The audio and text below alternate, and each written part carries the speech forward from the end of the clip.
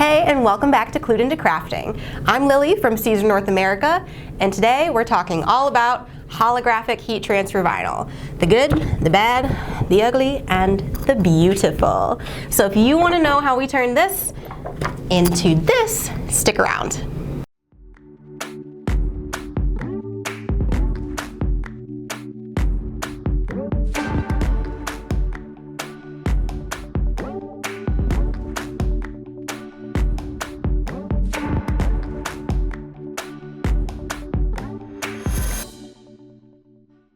Holographic is a super fun material that creates this 3D effect, and it can be cut into rhinestone shapes that we like to call faux stones.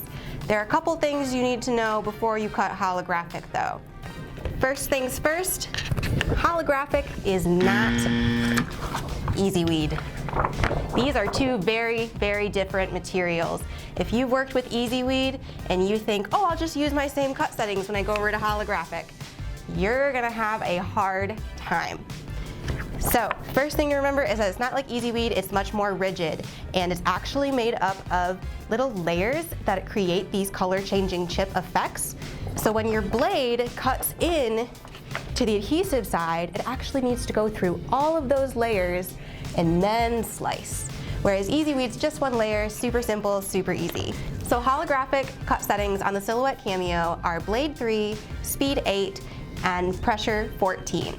To know if that's really gonna work for your blade, because everybody's blade varies, depending on how long you've used it, what you're cutting, it might be kind of worn down, it might be fresh and brand new. To know if those cut settings are going to work for you, you do a little test cut.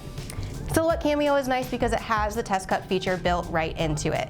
Other programs, sometimes they don't have that test cut feature, but that's okay, because all you have to do is cut a tiny shape in the corner of your mat and weed it away. So let's do that. Holographic always goes shiny side down on your cutting mat. And I always like to make sure there's no bubbles. Line it up with your arrows underneath your pinch rollers and hit load.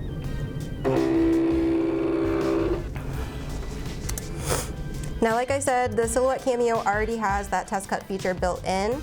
So all you have to do is come to your send screen on the Silhouette Studio, pardon me, and then you just hit test. Make sure though, before you do that, that your blade is actually over the material, so you might need to either pull it with the arrows on the machine or within the actual program. So I'm gonna do it up here because it's easier.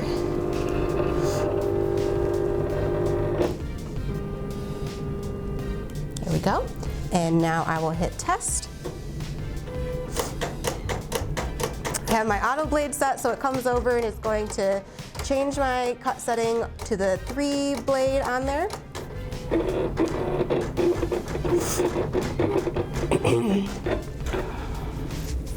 And when it's done, all you have to do is unload it and weed it out.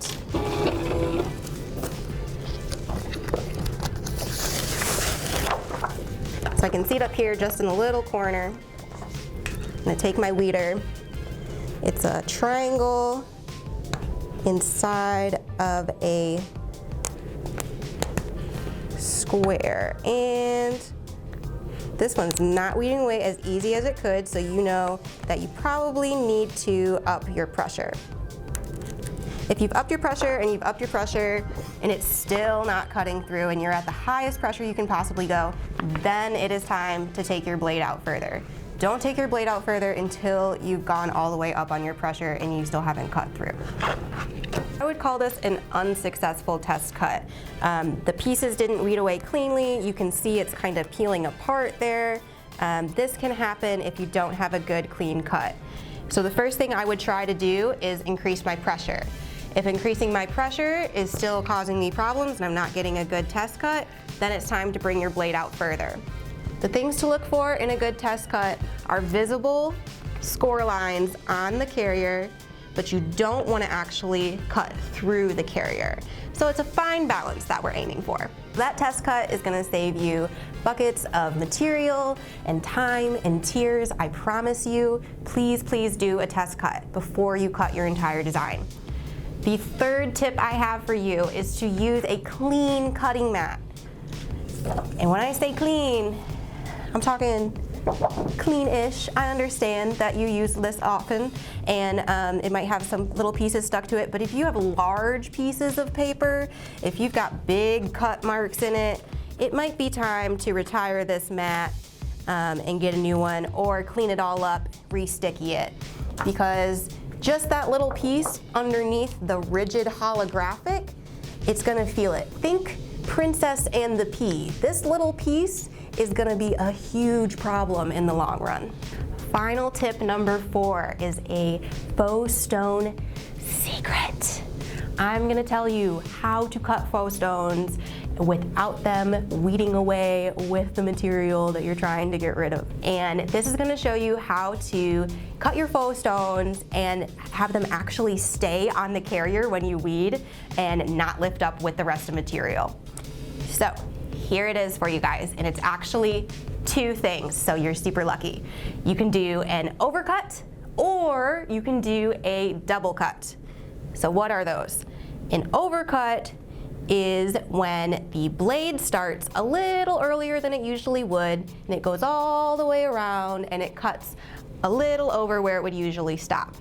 That way, there's no little piece hanging off of that circle. It's like a tag that would still connect between the rhinestone and the rest of the HTV. The other option for you is to do a double cut, and that tells your machine to go through, cut everything once, and then it tells it to come back through and cut it all over again. So it's gonna do twice on there. So it will likely get that little tag of material that's stuck in between there.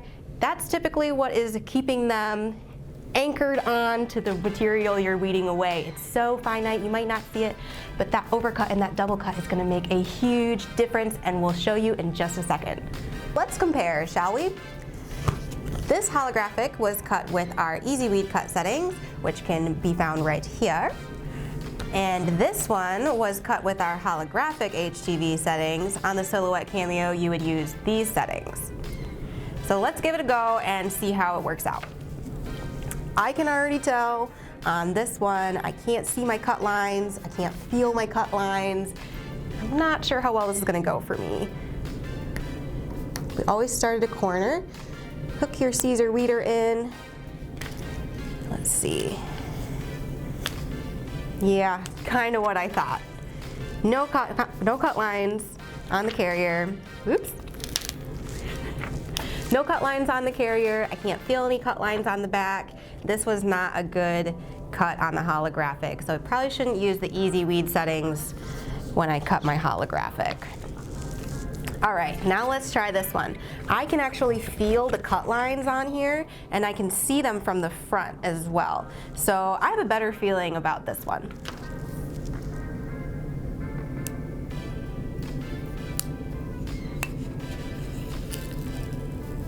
Okay, progress, progress.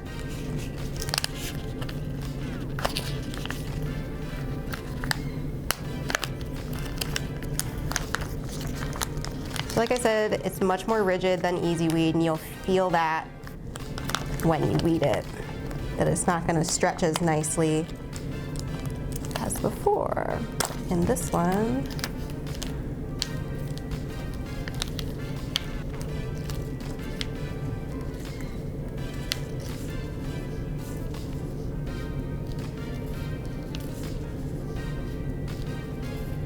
after weeding, we can move on to heat application. I'm gonna let my iron heat up, and while I do that, I'm gonna measure out my satin ribbon to make a birthday sash.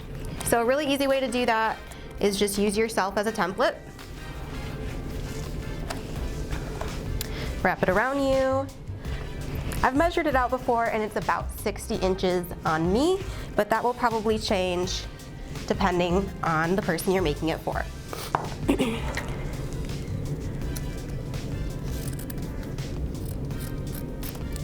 Just cut it there.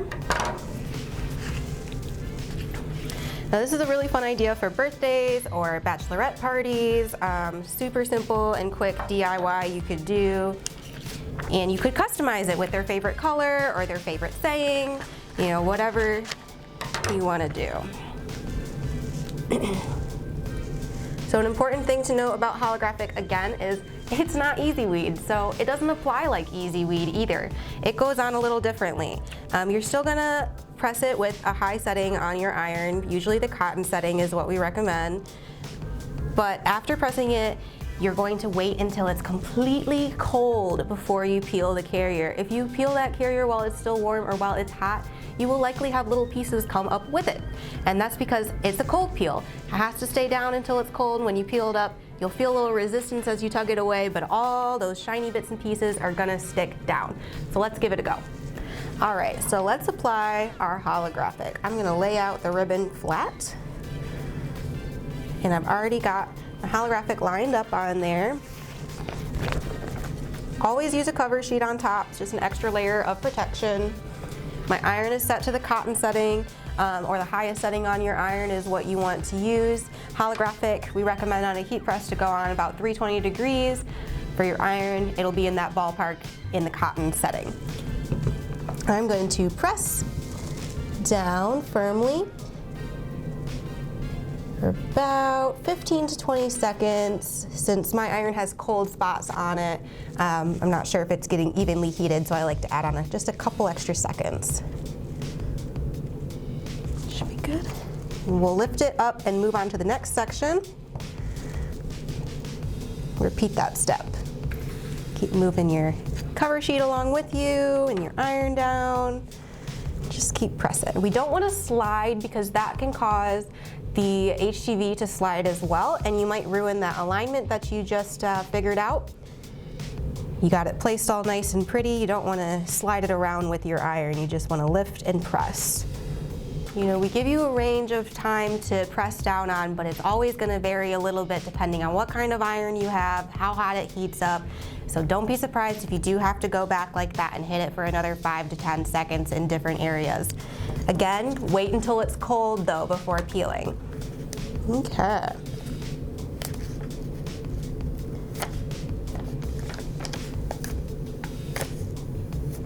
Now you can kind of probably see that there's some like resistance as I peel, but that's all right. That's just the nature of holographic. And since the stones are individual shapes, sometimes they don't like to stick down all together. You can see that my center ones are, but the ones near the edges, your edges are really where you want to focus your heat and your pressure. So I might have had it closer to a cold spot, so I'm going to try to put it right in the center where it should be really, really hot. The other thing with this is I can't regulate my pressure with an iron, so I'm just kind of guessing at it, so that could be the problem too. With the heat press, you usually only have to do one press for 15 seconds at 320 and no worries, but for the home crafter, you gotta put a little more oomph in it sometimes. We'll cool that off.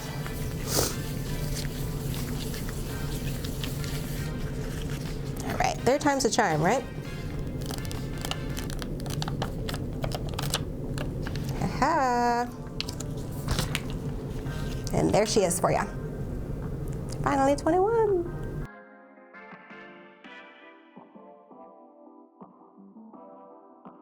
To put the final touches on your sash, you can pin the edges together or glue them together, put it on, and now you're ready to party. I hope these tips and tricks help you next time you go to cut holographic heat transfer vinyl. If you like this video, go ahead and give it a thumbs up. And if you haven't subscribed yet, please do so you can keep up to date with all the new videos. I'm Lily from Siser North America. Thanks for watching Clued Into Crafting.